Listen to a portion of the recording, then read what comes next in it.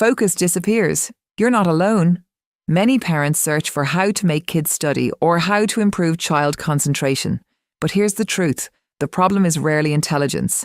And it's not laziness either. The real problem is, kids don't have a study habit yet. And habits, not motivation, decide whether children study consistently. Most children rely on mood to start studying. If they feel like studying, they study. If they don't, homework gets delayed. But successful learners work differently.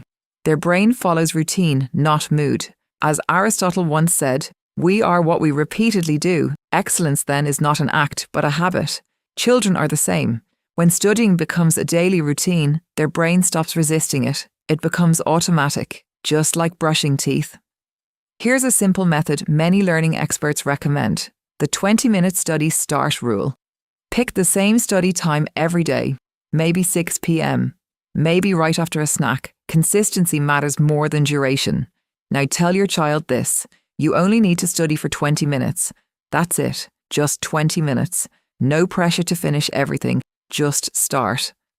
Why does this work? Because the hardest part of studying is not learning, it's starting. Once children begin, their brain naturally continues. This is called momentum. After 20 minutes, most kids keep going anyway. Step 1. Choose one fixed study time daily. Step 2. Remove distractions. Phones away, TV off. Step 3. Start with just 20 minutes of focused study. No arguing, no long lectures, just consistency, day after day. Within a few weeks, something surprising happens. Your child stops resisting study time. Their brain starts expecting it. Homework becomes faster. Focus improves. Confidence grows.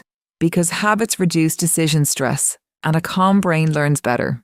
Remember this simple rule: children don't build study habits from pressure. They build them from consistent routines. Follow Smart Parent Lab for simple science-based ways to improve your child's learning, focus, and study habits.